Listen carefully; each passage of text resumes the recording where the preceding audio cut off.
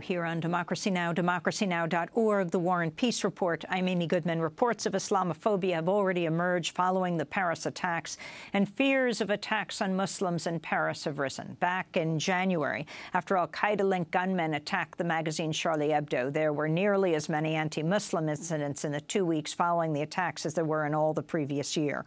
More than 220 anti-Muslim acts were recorded in the first quarter of 2015, a sixfold increase over the same period the previous year. The incidents included violent assaults and destruction of Muslim places of worship. This is Nabil, a Muslim resident of Aulnay-sous-Bois, talking about the Paris attacks.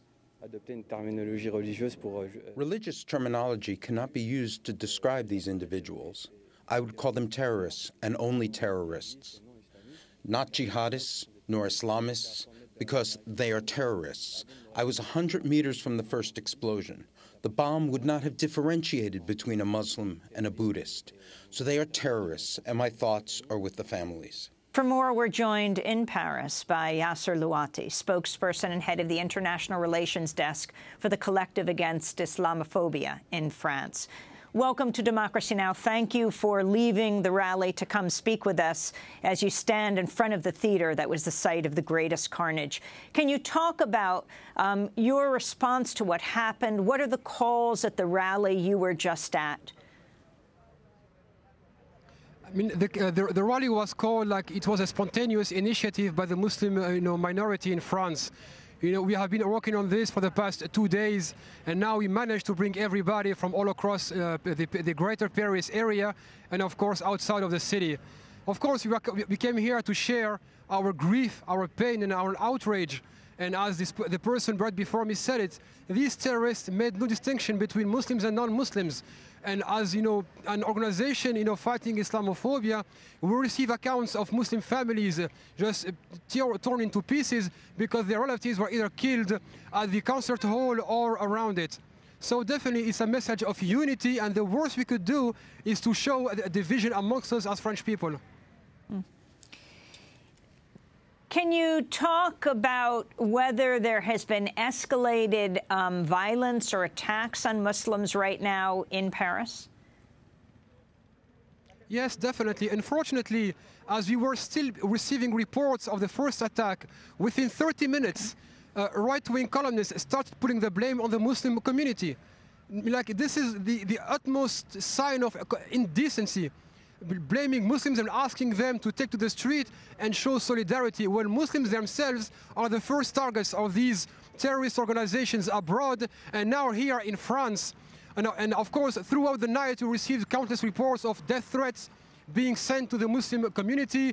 And by 5 o'clock in the morning, we had to literally, call for someone to open the office because the first mosques were attacked. We also received reports of Muslim shops being vandalized. And of course, but at the same time, we received lots and lots of messages of support from non-Muslims telling us we are in this together. You don't have to justify yourself. You don't have to feel guilty or even say not in my name. It was not you, it was them.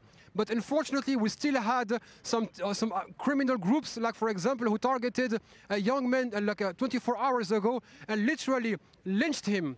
There were like 6 people beating him and making him pay for so they say for what happened. We had Muslim families hiding in shops because they were being chased. But at the same time, we still have support on the other hand. So we are scared. We are grieving.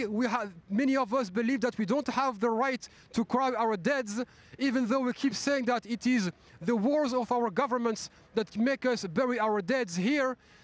But we still rely on our country to stay united. I think this is a key point, Yasser Louati, that you are raising, that Muslims by far outnumber any other group when it comes to being targeted by ISIS. ISIS has killed more Muslims than certainly members of any other religion. Definitely. They hit Beirut right before hitting Paris. And before that, they have been killing Muslims by the thousands in Syria and Iraq. What Islamic is, how can they call themselves so-called Islamic when they are first targeting Muslims? I mean, it's not even religion, it's an ideology. based on hatred and a political agenda to impose their vision of the world. At the same time, here Muslims are saying, you're not one of us. We have nothing to do with you. And we can't say, not in my name, because you are not us and we are not you. So, what can I say, Amy? These are times of grief, and we still do. The Council on American Islamic Relations, CAIR, here in New York, held a news conference in Washington Saturday condemning the attacks. This is CAIR's Executive Director, Nahad Awad. We are revolted by this heinous and despicable attack on civilian populations. And our response to ISIS should be swift, should be methodical, and should be principled. Our focus should be on the victims of these attacks. In fighting ISIS, we should remind ourselves to stick to our principles and not descend to their level. We hear talks about closing the borders to refugees. And let's remember that these refugees have been running away and fleeing the attacks of ISIS and the killing machine of Bashar al-Assad. That is CAIR Executive Director Nahad Awad in a news conference in Washington, D.C. on Saturday. We're speaking with Yasser Louati, spokesperson for the head of the International Relations Desk for the Collective Against Islamophobia in France. We're speaking to him in front of the theater that was the main site of the attack on Friday night by ISIS. Yasser Louati, Nahad Awad mentioned refugees. And it seems that one of the things coming out of this is an extreme crackdown on refugees. Can you talk about this? I mean, as Mr. Awad said it, right before us, those refugees are fleeing the exact same people who hit us here in Paris.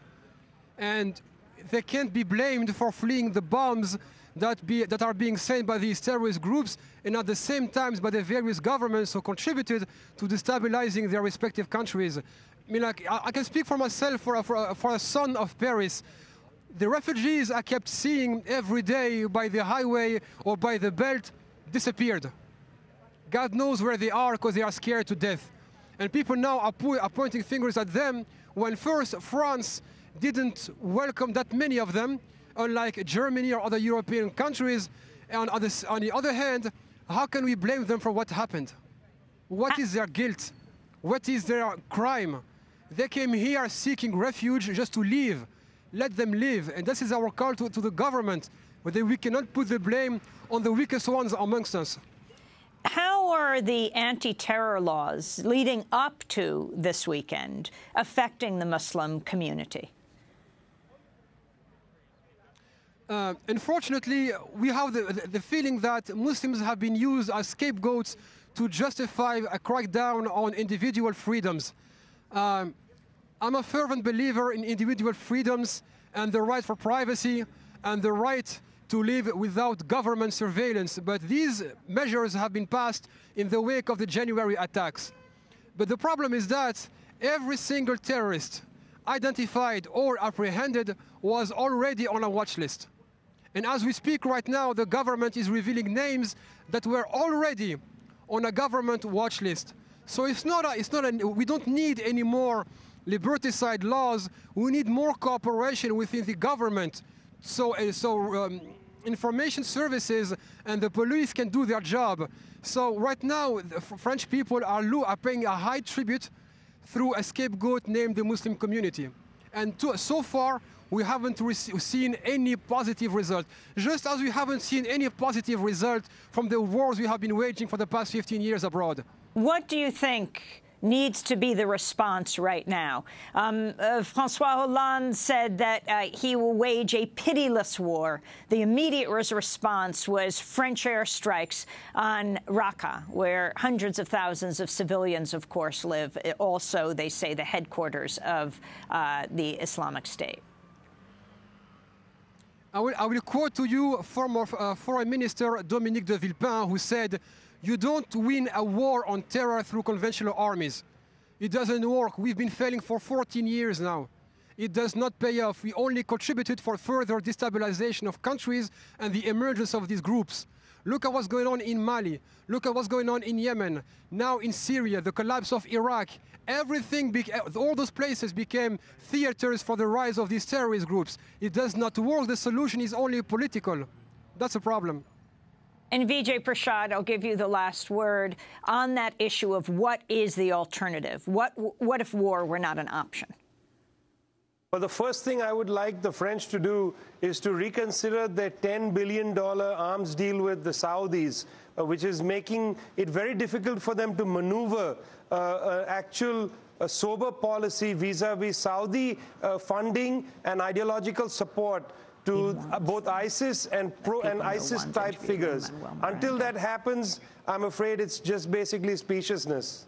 I want to thank you all for being with us. Vijay Prashad, Professor of International Studies at Trinity College. I want to thank our guest in Paris right now, standing in front of the theater that was the site of the carnage, Yasser Louati, spokesperson for the head of the International Relations Desk for the Collective Against Islamophobia in France. Also want to let people know Juan Gonzalez will be interviewing Lin-Manuel Miranda at NYU. Check our website. I'm Amy Goodman. Thanks for joining us.